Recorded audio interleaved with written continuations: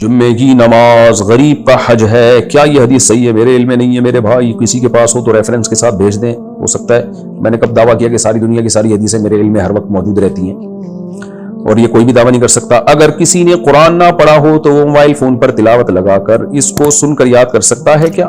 میں نے اس طرح سے 2-3 صورتیں یاد کی ہیں جبکہ میں نے قرآن نہیں پڑھا ہوا۔ بہت اچھا کیا آپ نے، یاد کر لیں، سن کے یاد کر لیں، یہ بھی اچھی بات ہے، لیکن بہرحال قرآن پڑھنا سیکھیں آپ، یہ بھی بہت اچھا کام ہے جو آپ نے کیا۔ بہت سے صحابہ اسی طرح سے قرآن جانتے تھے۔ حیدر انصاری انڈیا سے، میں نے 10 سال پہلے کسی سے ادھار لیے تھے۔ اچھا بھائی، مر گیا ہوگا بیچارہ غم میں، لیکن کسی وجہ سے وہ واپس نہیں کر سکا۔ سب یہی کہتے ہیں، اب واپس کرنا چاہتا ہوں، قیامت آنے والی ہے اس کا مطلب ہے۔ ابے یہ کیا ہے یار، ایک تو ان سے بولا PDF میں بھیجا کرو نا یہ مسائل۔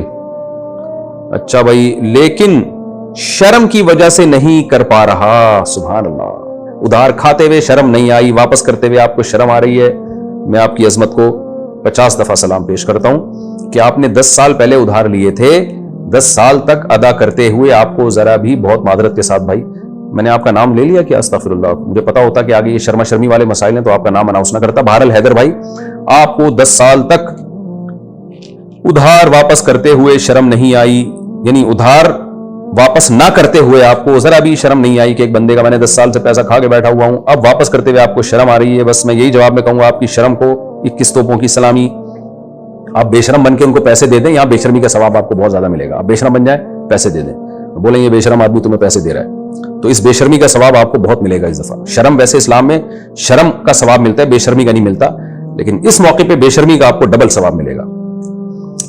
نامحرم سے کسی کام کی مجبوری میں بات چیت کرنا یا اس سے فون پر ضروری کام کے لیے بات کرنا کیسا ہے؟ ضرورت کے وقت جائز ہے، لیکن اپنے جذبات پہ بھی کنٹرول کریں، بہن سمجھ کے بات کریں، بولیں بھی اس کو بہن۔ جب کسی نامحرم کو آپ سسٹر بول دینا تو آدھا فتنہ ویسے ہی ختم ہو جاتا ہے۔ انٹی نہ بولیں، اگر انٹی بول دیا تو وہ پھر حالات کے ذمہ دار آپ خود ہوں گے، بہن بول دیں کافی ہے۔ اچھا میرے بھائی، اگر کوئی 90 سال کی بھی ہو نا انٹی، پھر بھی نہ بولیں۔ اگر کوئی تہجد پڑھ کر وتر پڑھتا ہو اور ایک دن اس کی تہجد کے لیے آنکھ نہ کھلے اور وتر رہ جائے تو کیا کرے گا؟ وتر چھوڑنا گناہ ہے، حدیث میں آتا ہے من لم یوتر فلیس منا، ان اللہ زادکم صلاۃ الا وہی الوتر۔ اتنی سخت تاکیدات ہیں وتر کی، اس لیے وتر چھوڑنا جائز نہیں ہے۔ تو اگر کسی کو شک ہو کہ پتہ نہیں تہجد میں آنکھ کھلے گی کہ نہیں کھلے گی تو اس پر لازم ہے کہ وتر پڑھ کے سوئے۔ حضرت ابو ہریرہ رضی اللہ تعالیٰ عنہ وتر پڑھ کے سویا کرتے تھے، ان کو خطرہ ہوتا تھا کہ پتہ نہیں آنکھ کھلے نہ کھلے، کیونکہ وہ پڑھائی کرتے تھے، پڑھتے تھے، علم حاصل کرتے تھے، تو ڈر ہوتا تھا کہ دیر سے سوؤں گا تو آنکھ نہ کھلے کہیں، تو اس لیے جس کو یہ خطرہ ہو تو اس پر لازم ہے کہ رات کو پڑھ لے۔ پھر بھی اگر آپ کو یقین تھا کہ تہجد میں آنکھ کھلے گی، اس لیے آپ نے وتر چھوڑ دیا اور اتفاق سے آنکھ نہیں کھلی، تو پھر اللہ معاف کرنے والا ہے، پھر قضا پڑھ لیں۔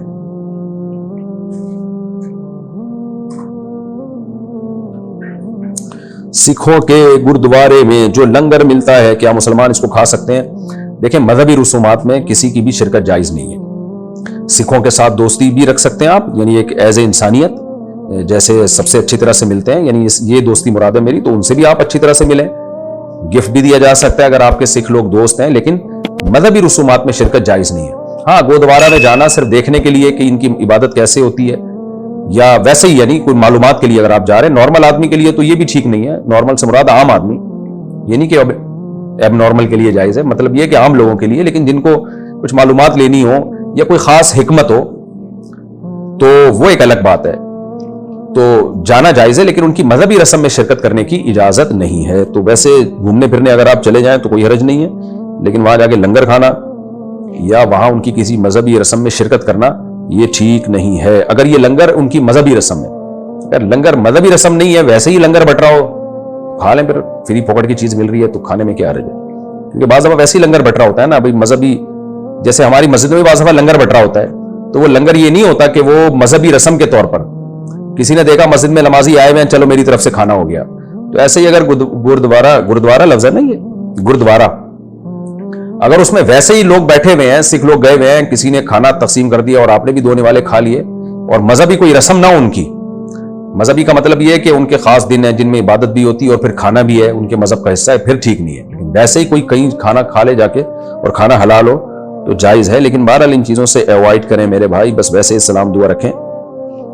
میں نے پڑھا ہے کہ اللہ اور اس کے رسول صلی اللہ علیہ وسلم کے معاملے میں کسی کی بات نہ مانو، اور میرے والد صاحب کہتے ہیں کہ تم ٹوپی اور داڑھی نہ رکھو، کیا میں ان کی بات مانوں یا نہیں؟ ٹوپی چھوڑ دیں، والد صاحب کو اگر ٹوپی پسند نہیں ہے، ٹوپی رکھنا کوئی فرض واجب نہیں ہے، لیکن داڑھی کاٹنا حرام ہے، ناجائز ہے۔ والد صاحب اگر داڑھی کاٹنے کا کہتے ہیں تو پھر داڑھی مت کاٹیں، اور پھر والد صاحب کو اللہ لمبی عمر دے، اللہ نہ کرے اگر بالفرض وہ دنیا سے چلے جاتے ہیں، ظاہر ہے سب نے جانا ہی ہے، تو پھر بعد میں ٹوپی رکھ لیں سر پہ، کیونکہ نبی صلی اللہ علیہ وسلم کی سنت ہے۔ اب والد صاحب کی وجہ سے ایک سنت کو پورا کرنا، ابا کو ناراض کرنا، یہ تھوڑا نامناسب لگتا ہے۔ ہاں گھر سے باہر نکلیں تو پہن لیں ٹوپی، ابا کے سامنے نہ پہنیں۔ کتنے لوگ یوٹیوب پر حضور صلی اللہ علیہ وسلم اور ہمارے دین کے بارے میں نازیبا باتیں کرتے ہیں، کیا ہم ان کو دلائل سے جواب دے سکتے ہیں؟ کیوں نہیں دے سکتے؟ دینا چاہیے بھائی۔ آپ کہتے ہیں کہ اللہ تعالیٰ نے ہمیں اپنی عبادت کے لیے پیدا کیا ہے، جبکہ میں نے کسی عالم سے سنا کہ اللہ تعالیٰ نے اس لیے پیدا کیا ہے کہ وہ دیکھنا چاہتا ہے کہ اچھا عمل کس کا ہے، اور وہ انسان کا صبر آزمانا چاہتا ہے۔ وضاحت فرمائیں۔ دونوں باتوں میں کوئی تضاد نہیں ہے۔ قرآن میں ہے کہ وما خلقت الجن والانس الا لیعبدون، میں نے انسان اور جنات کو اپنی عبادت کے لیے پیدا کیا۔ دوسرے مقام پہ اللہ نے فرمایا سورہ ملک میں خلق الموت والحیات لیبلوکم ایکم احسن عملا، میں نے تمہیں پیدا کیا، میں دیکھنا چاہتا ہوں اچھا عمل کون کرتا ہے۔ تو عبادت اچھے عمل ہی کو کہا جاتا ہے، یعنی اللہ کی اطاعت کرنا۔ عبادت کا مطلب کیا ہے؟ اللہ کی مان کے چلنا۔ تو جو بھی اچھا عمل ہے، رزق کمانا بھی عبادت ہے، سائنسی ترقی کرنا تاکہ مسلمان قوم ترقی کرے، انسانیت کو فائدہ ہو، اللہ کی رضا کے لیے یہ کام کرنا، یہ بھی عبادت ہے۔ ہم غریبوں کو پیسہ دیتے ہیں، فائدہ انسانیت کو ہو رہا ہے نا، لیکن اللہ اس عمل کو عبادت قرار دیتا ہے۔ تو ایک ہی چیز ہے جس کو دو مختلف الفاظ سے تعبیر کیا جاتا ہے۔ تو میری بات میں اور علماء کی بات میں کوئی تضاد نہیں ہے۔ عبادت کرنا، نیک عمل کرنا، ایک ہی چیز کے دو نام ہیں بھائی۔ سہیل خان جے پور سے، امام کے پیچھے سورہ فاتحہ پڑھ سکتے ہیں؟ نہیں۔ اس کی وجہ یہ ہے کہ رسول اللہ صلی اللہ علیہ وسلم نے ارشاد فرمایا من کان لہ امام فقراءۃ الامام لہ قراءۃ، جس کا کوئی امام ہو تو امام کی قراءت مقتدی کے لیے کافی ہے۔ صححہ الالبانی، علامہ البانی رحمہ اللہ نے اس حدیث کو صحیح قرار دیا۔ دوسری طرف حدیث میں آتا ہے کہ صحیح مسلم کی حدیث ہے انما جعل الامام لیؤتم بہ، امام کو امام اس لیے بنایا جاتا ہے کہ اس کی اقتداء کی جائے۔ فاذا کبر فکبروا، فرمایا امام تکبیر کہے تو تکبیر کہو، واذا قرأ فانصتوا، قراءت شروع کرے تو خاموش ہو جاؤ، وَإِذَا قَالَ وَلَا الضَّالِّينَ، جب وَلَا الضَّالِّينَ کہے تو قُولُوا آمین، تو آمین کہو۔ تو حدیث میں بتا دیا کہ امام نے کیا کرنا ہے، تمہارا کیا کام ہے۔ امام کا کام ہے قرات کرنا، اور تمہارا کام ہے فاتحہ کے بعد پیچھے سے آمین کہنا۔ اسی طرح قرآن میں آتا ہے کہ وَإِذَا قُرِئَ الْقُرْآنُ فَاسْتَمِعُوا لَهُ وَأَنصِتُوا لَعَلَّكُمْ تُرْحَمُونَ، جب قرآن کی تلاوت کی جائے تو خاموشی سے سنو تاکہ تم پر رحم کیا جائے۔ اور یہ خطبے کے بارے میں بھی اور نماز کے بارے میں بھی ہے یہ آیت جو ہے۔ تو ان دلائل کی روشنی میں، اور بعض صحابہ کے بھی سخت فتاوی اس بارے میں، عبداللہ بن مسعود رضی اللہ تعالیٰ عنہ کا، تو ان کی روشنی میں وہ حدیثیں جن سے ہمیں امام کی قرات کا جواز کا پتہ چلتا ہے یا حکم کا پتہ چلتا ہے، تو وہ حدیثوں میں تعویل کی گئی ہے، ورنہ یہ دلائل زیادہ مضبوط ہیں۔ تو یہ دلائل زیادہ مضبوط ہے، لہذا اس کے مقابلے میں جو حدیثیں ہیں وہ یا تو سند کے لحاظ سے کمزور ہیں یا وہ واجب التعویل ہیں۔ واجب التعویل کا مطلب جیسے ایک حدیث میں آتا ہے اقرا بہا فی نفسک، جب امام کے پیچھے ہو تو اپنے دل میں پڑھو۔ تو دل میں کا مطلب کیا ہے کہ اس کے معنی اور مفہوم میں غور و فکر کرو۔ تو اس طرح سے تمام حدیثوں میں تطبیق ہو جاتی ہے۔